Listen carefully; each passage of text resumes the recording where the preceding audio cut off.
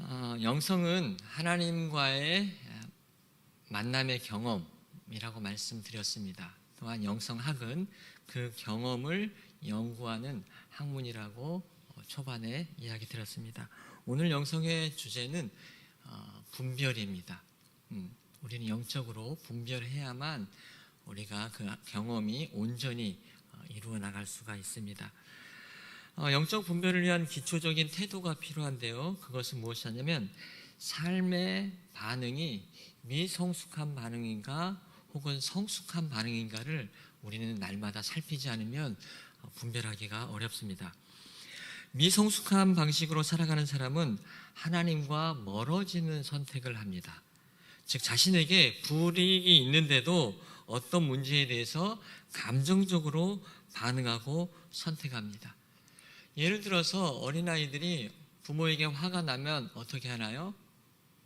엄마 나 밥 안 먹어.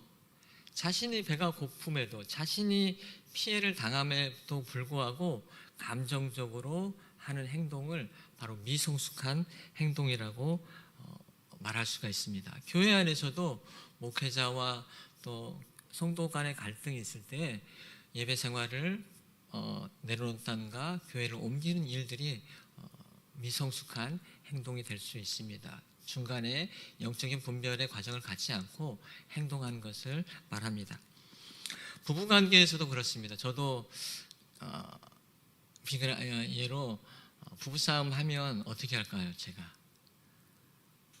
밥 안 먹어 밥 안 먹어 하고 들어가 있었습니다. 근데 한참 그러는데 어느 때부터는 저를 빼놓고 3명만 맛있는 걸 먹어야 되더라고요. 그래서 결정적으로 거기서 제가 나왔던 사건이 있었는데 치킨을 먹는데 냄새가 방으로 들어오더라고요. 그래서 그 냄새에 끌려서 나와서 그 다음부터는 밥 안 먹어라는 거를 한 4, 5년 된 것 같아요. 이제는 밥 안 먹어는 졸업했습니다.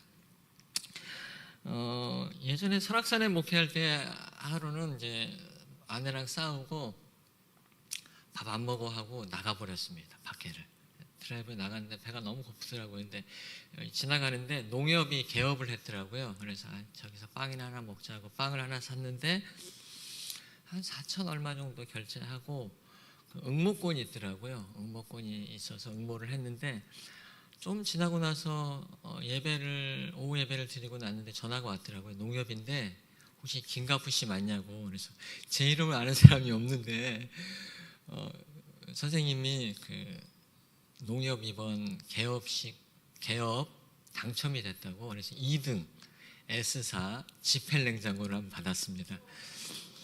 박수 그냥 협력해서 선을 이룬 거는 아주 작습니다. 이제 미성숙한 행동을 극복하라는 이야기입니다. 그래서 우리가 어떤 문제를 볼 때 내가 성숙한 선택인지 미성숙한 선택인지를 먼저 살펴야 됩니다. 영적 분별에는 어떤 신비한 것을 먼저 떠나서 그것이 기초입니다. 반대로 성숙한 사람의 반응은 어떻게 나타납니까? 성숙한 사람의 반응은 힘들고 어렵지만 끊임없이 하나님과 가까워지는 선택을 하는 것이 바로 성숙한 사람입니다. 성숙한 사람은 순간 부정적 감정이 있어도 자신에게 영적 유익이 있는 방향으로 선택합니다. 그러면서 점점 하나님과 이웃과 사람과 가까워집니다. 성숙한 사람은 순간의 고통과 관계어리 어려움이 있어도 그것을 통해 자신이 더 깨어지고 하나님과 이웃을 사랑하는 길을 선택합니다. 왜냐하면 성숙한 사람은 자신을 건강한 방법으로 사랑하기 때문에 그렇습니다. 자신을 건강하게 사랑하는 사람만이 하나님과 이웃을 건강하게 사랑할 수 있습니다. 이 점에서 영적 분별은 성숙한 인생으로 인도하시는, 결국 예수님을 닮아가는 삶을 통해 영적인 자유를 경험합니다. 우리가 점점 나이가 들어가면서 자유함을 느껴야 되는데 불편하다는 것은 혹 여전히 미성숙한 방법이 있는지를, 그런 삶의 반응이 있는지를 살펴보았으면 좋겠습니다. 저희는 지금까지 마가복음에서 제자들이 제자들이 영적 여정의 관점에서 살펴보고 있습니다. 그래서 부르심, 제자의 사역, 제자들의 위기, 제자들의 예수님에 대한 자기 고백, 그리고 제자와 십자가, 이런 것들을 계속 나누고 있습니다. 근데 저는 오늘 12장에서 가장 중요한 계명이 마음에 들어왔습니다. 한번 저희가 읽지 않았기 때문에 한번 함께 읽어보겠습니다. 28절, 12장 28절부터 30절까지 저 한 절, 여러분 한 절 읽겠습니다. 서기관 중 한 사람이 그들이 변론하는 것을 듣고 예수께서 잘 대답하는 줄 알고 나와 묻되 모든 계명 중에 첫째가 무엇이니까?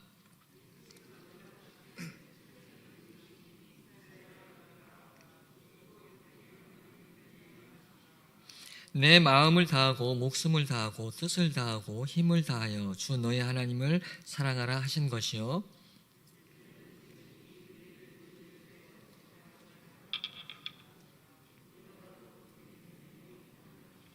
아멘.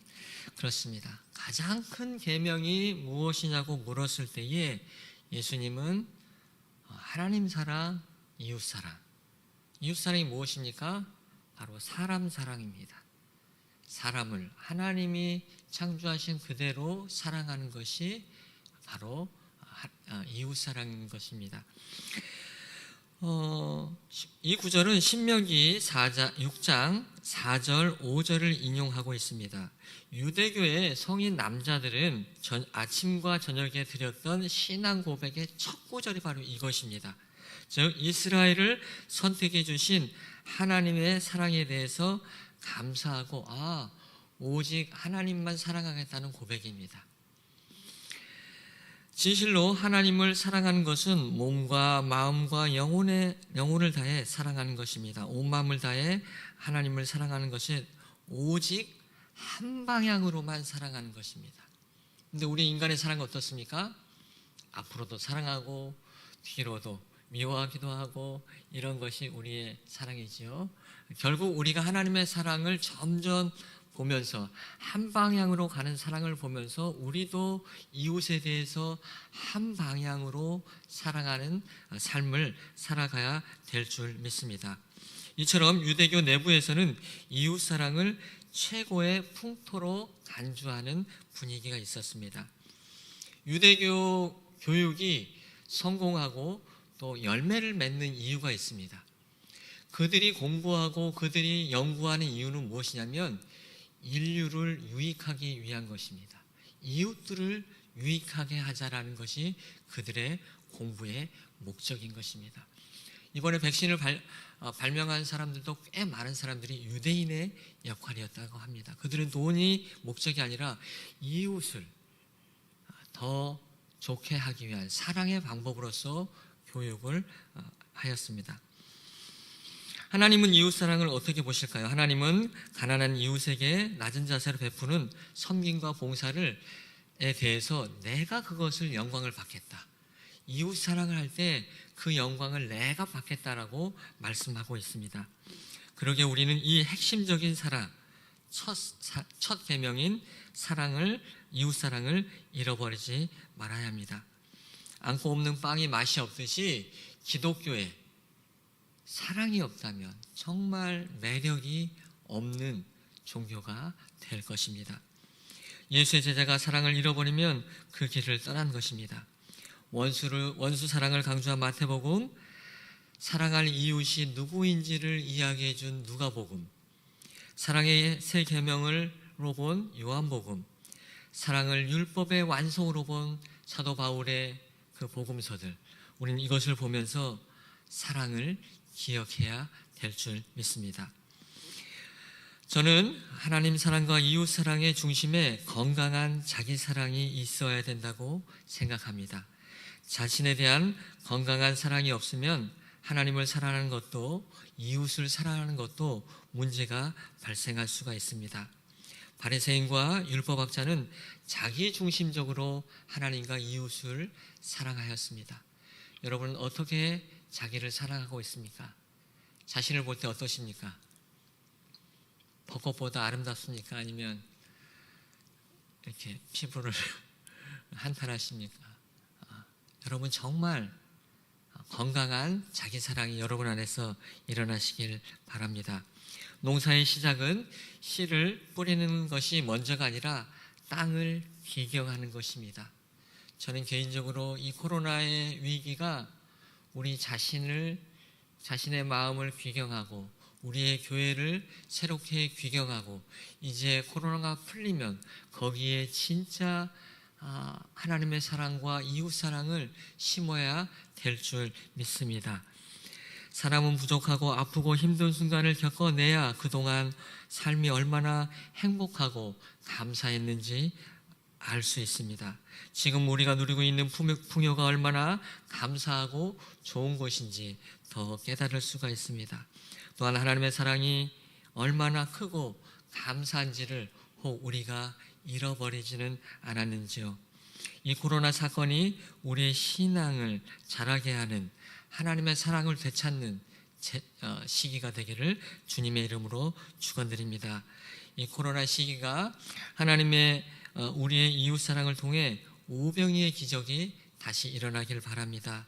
이 팬데믹은 백신 방역을 넘어 나눔과 함께하는 공동체 의식이 넘쳐졌으면 좋겠습니다. 그리하여서 온 인류가 하나의 공동체임을 깨닫는 시간이 되어야 할 것입니다. 지금 우리 대전은 벚꽃을 보기에 좋은 제철입니다. 하나님과 이웃 사랑에는 제철이 있는 것이 아니라 매일 매 순간이 하나님 사랑, 이웃 사랑, 사람 사랑의 순간이 될 줄 믿습니다. 일상 가운데 이 사랑이 실천될 때 하나님께서 영광을 받으실 줄 믿습니다. 함께 기도하겠습니다. 하나님 은혜를 감사합니다. 우리에게 하나님 사랑, 이웃 사랑 이 첫 계명을 주셨는데 다른 것은 다 했는데 혹 이것들을 잃어버렸다면 다시 회복하게 하여 주시옵소서. 우리가 주님께 사랑의 고백을 드리는 것처럼 날마다 주님께 사랑의 고백을 드리고 이웃들을 주님처럼 사랑하게 하여 주시옵소서. 특별히 우리 대덕 한빛교회를 더 사랑하게 하여 주시옵소서. 주님의 몸된 교회를 더 사랑할 때에 하나님의 놀라운 은혜들이 더 넘쳐나게 하여 주시옵소서. 이 모든 말씀을 예수님의 이름으로 기도하옵나이다. 아멘.